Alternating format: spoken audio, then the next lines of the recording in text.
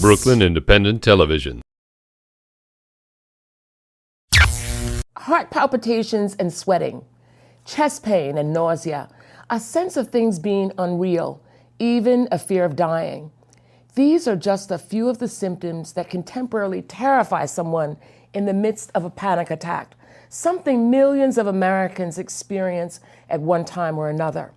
Here to shed some light on panic attacks and other anxiety disorders are two people who see them frequently in their line of work. Dr. Michael Lanigan, Director of the Urgent Care Center at SUNY Downstate at Bay Ridge, and Dr. Yingling Chang, a psychiatrist at New York Methodist Hospital. Thank you both for being here, and Dr. Lang, thank you for being here again. My pleasure. How common is this? How common are panic attacks that present with some physical disorder? They're fairly common. I would say in my line of work in the emergency room, I probably see somebody fairly symptomatic about every 2 to 3 shifts. You know, the thing, I just ran off a few of the symptoms, but could you go over the list of symptoms that you've seen presenting and it turned out to be a panic attack? Sure. Well, the first thing is I get about a 50-50 mix of patients who either know they're having a panic attack, they've had them before, they feel like they know what the symptoms are, and their presentation is usually, I'm having a panic attack, I need some help, I need some treatment.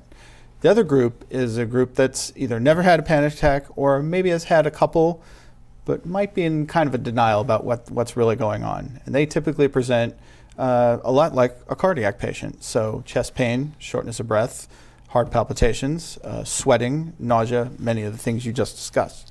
And those patients, our job initially is to sort out, is this a cardiac problem or is there something else going on? So I always approach them as the more serious approach first and kind of work backwards from there. Does anyone come in and tell you there's tingling in their left arm, for example? Sure. You can have, even like stroke-like symptoms, tingling, even weakness and numbness. Yes, absolutely. So what causes panic attacks? Why are people getting them? And under what circumstances? Many times we don't know what causes panic attacks truly, especially the panic attacks that just comes on unexpectedly, not due to a specific phobia such as fear of heights or elevators or subways, which are very common here in New York City. So the common ones that we do see are usually unexpected with unknown triggers that may happen when someone is just sitting down at home watching TV in the middle of the night, just very calm, and then they may experience all these symptoms. Well, that's very different from what I saw on TV a few months ago when a world-class golfer was in the middle of a golf tournament leading, and he had a panic attack and had to go out on a stretcher. How common is it that pressure, I mean, not all of us do golf, but giving a speech in front of a crowd or something else, how common is that? We do see that quite a lot too, and I do treat that quite frequently in my office with my clients.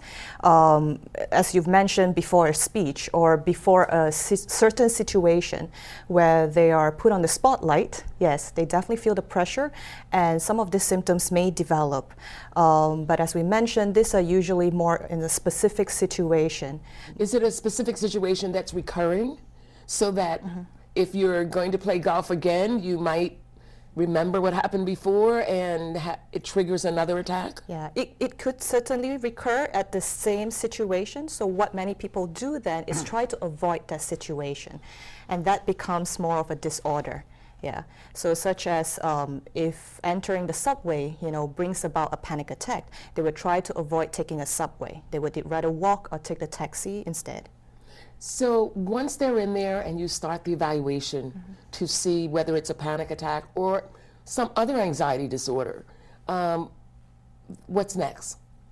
Well, again, going back to the patient that maybe I haven't quite sorted out this is what's going on. I could end up doing a full cardiac workup, certainly an EKG and some monitoring to start. I may even go so far as to do blood work, depending on what the presentation is. But oftentimes the history is what gives me the clues. And I always tell my students and my residents that good history, nothing can take its place. So go in there and start talking to the patient. And oftentimes you may hear a trigger or you may hear something in the story that doesn't quite sound like typical presentations of, of cardiac disease, et cetera. You have to be careful because sometimes they're atypical presentations, but usually for me, I'll hear a trigger, I'll hear a couple things. I'm under stress. I've been in this place before, that set me off.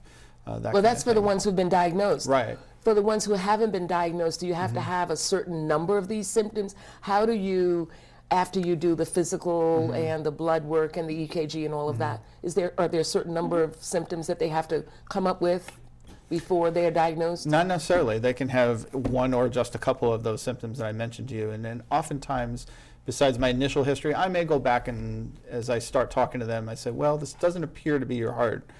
And I've even had patients kind of look at me and they almost like they know, like it's not my heart, this is what's going on, or, We don't have much time to talk about this, but Right. do people think I should be able to control this? I mean, is there an attitude that this is something that I should be able to control, or I shouldn't be here in the emergency room, or I don't need treatment? Well, when they do have a panic attack, they usually feel out of control. They can't control it. So there's always this fear of dying, or what people call impending doom, a severe fear of anxiety that comes on. And that's more from a psychological standpoint, in addition to the physical symptoms that present, such as, palpitations, sweating, tremors, even tingling and numbness of the, fingers or legs or anywhere else. Yeah. So, whether it recurs and how frequently they think about, the future attacks, that helps us determine how debilitating the panic attacks are. So how do you treat them? So immediately, what do you do? Well, is there an immediate treatment while they're right in front of you, or do you refer them to, say, a Dr. Chong or a psychiatrist? How do you treat them? As I said, I may go through my medical evaluation, but once I get to that, or if I feel like I'm on the right track, that I am going down an anxiety disorder, I personally use benzodiazepines, so like Valium and Ativan, Xanax, medications like that, and I usually get very good results with that. Sometimes the patient can even tell me what's worked for them in the past. So I treat them immediately because the patient does not feel well during that time. And if you're going to get anywhere with them, you're going to gain their trust. The good thing to do is try to relieve their symptoms up front. So that's the episodic treatment. What about long-term treatment? What do you do? So long-term treatment in psychiatry, there are a couple of modalities. So the first one is usually medications.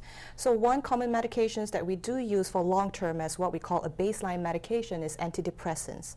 So there are many choices out there, such as Zoloft, Paxil, Effexor. Those are medications that we can use for panic attacks and panic disorders in conjunction with the benzodiazepines. And then the second modality is psychotherapy, and has shown to be very effective, which is cognitive behavioral therapy. So would you explain cognitive behavioral therapy very briefly? Yes, very absolutely. So it's based on the theory that we all have distorted thoughts, and these thoughts actually brings about emotions that are not realistic. And when we have some of these emotions that are unrealistic, we do react to them physically. And how do we stop this vicious cycle and this circuit? And that's when cognitive behavioral therapy comes in. So I want to, in the couple of minutes that we have left, for us to give our viewers some take-home points. And I have to tell you, I worked in a community here in Brooklyn, Bedford-Stuyvesant. If you started telling people about taking benzodiazepines, you know what they would say? Oh, no, I don't want any of that addicting stuff. Are there any other classes of medication? And then we'll go home, we'll go to the take-home points. Any other classes of medicine other than the psychotropics and benzodiazepines that may help? Sometimes we do use beta blockers. Yes, I've used For that. example, name one. Such as propranolol. Yes, we do use that. I do frequently use that as an off-label use for people with anticipatory anxiety, such as giving a speech, before giving a talk in the meetings. Yeah. Or being on TV or something. Yes, absolutely. So what take-home point would you do? We just finished winter, snowstorms.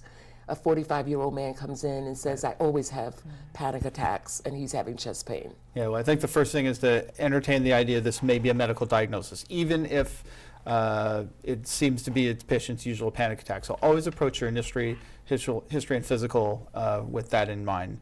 If you do diagnose a panic attack, it's a good time to educate the patient, particularly if they have not had them before. I wanted to emphasize that the referral for continued psychiatric care is really critical. As doctor said, there's often ties with depression, with an anxiety disorder, and psychotherapy can be extremely helpful in identifying what causes these panic attacks, what might set the patient off. Take-home point for our viewers. So my take-home point is try to decrease the stress level as much as possible. Identify what are the major life events that are happening and try to cope with it as much as you can with the help of support from family and friends. And if that's not available, I would say, come in for psychiatric or psychological help where we are able to give you that structured support that you need. Yeah. And maybe before there's a panic attack, if you're having these life-changing events, to get in there and get some help. Absolutely. And I think what's also very important that I like to highlight is to avoid alcohol, smoking, and caffeine, because that could bring about a panic attack too. We'll leave it there. Thank you both very much for being here. Thank you very much. Watch this and other Brooklyn Independent Television episodes online at bricartsmedia.org/BIT.